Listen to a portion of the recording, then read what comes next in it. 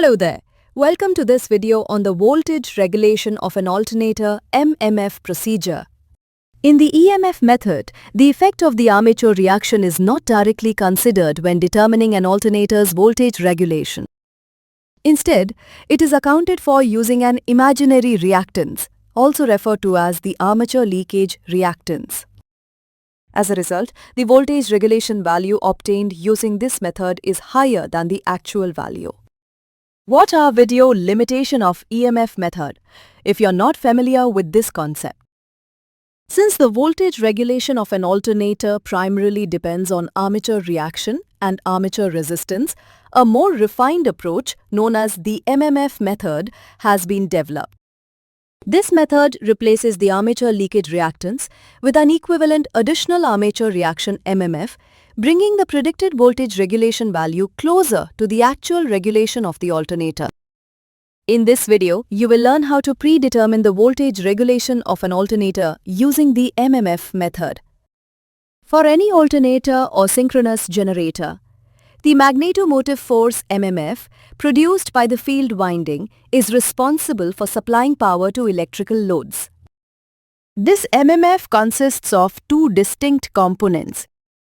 The first component is the MMF required to induce the rated terminal voltage across the armature terminals when the alternator is running at no load or in an open-circuited condition.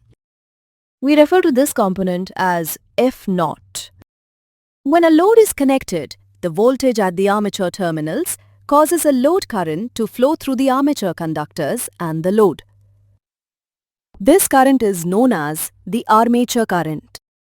It creates an armature reaction effect, which impacts the induced EMF at the armature terminals. To overcome this effect, an additional MMF component FAR is required. Usually, the MMF is determined by the product of the number of field turns and the field current.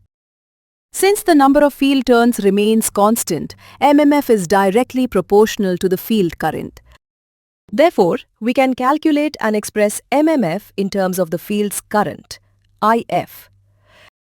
Hence, the MMF method, also known as the Ampere-turn method or Rothert's MMF method. The MMF method determines the voltage regulation of an alternator by considering these two MMF components. Now let us calculate the voltage regulation of the alternator using the MMF method. Take a graph sheet and plot the open circuit and short circuit characteristics of the alternator, whose voltage regulation needs to be determined. First, locate the rated terminal voltage of the alternator on the open circuit voltage axis. From this point, draw a horizontal line to the right until it intersects the open circuit characteristic curve. From the intersection point, draw a vertical line downward to meet the field current axis.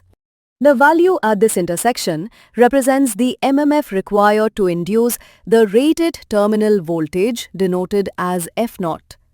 Next, locate the rated load current of the alternator on the short circuit current axis. From this point, draw a horizontal line to the right until it intersects the short circuit characteristic curve. After finding the intersection point, draw a vertical line downward to meet the field current axis. The value at this intersection represents the MMF required to overcome the armature reaction effect, referred to as FAR. The value of the resultant MMF, FR, depends on the type of load or power factor. Here are the formulas to calculate the resultant MMF for lagging, leading and unity power factor loads. Substitute the known values of F0, FAR and phi in these formulas to find the value of the resultant MMF, FR. Next, locate the FR value on the field current axis and draw a vertical line upward to meet the open circuit characteristic curve.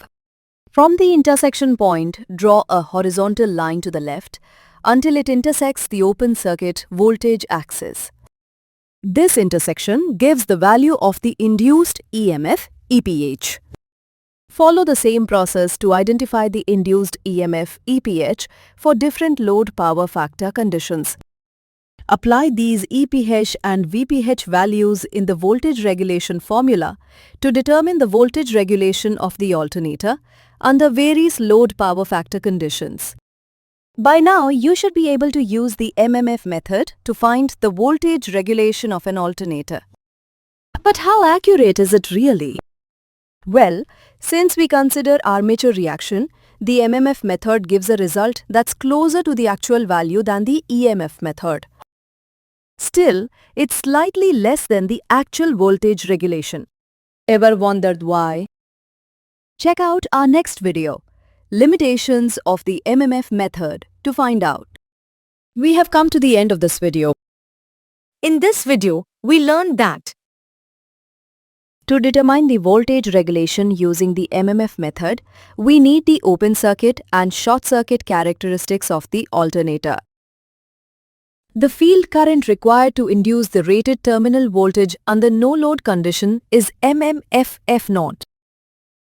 The field current required to circulate the rated current through the armature windings under short-circuited condition is the MMF required to overcome the armature reaction effect.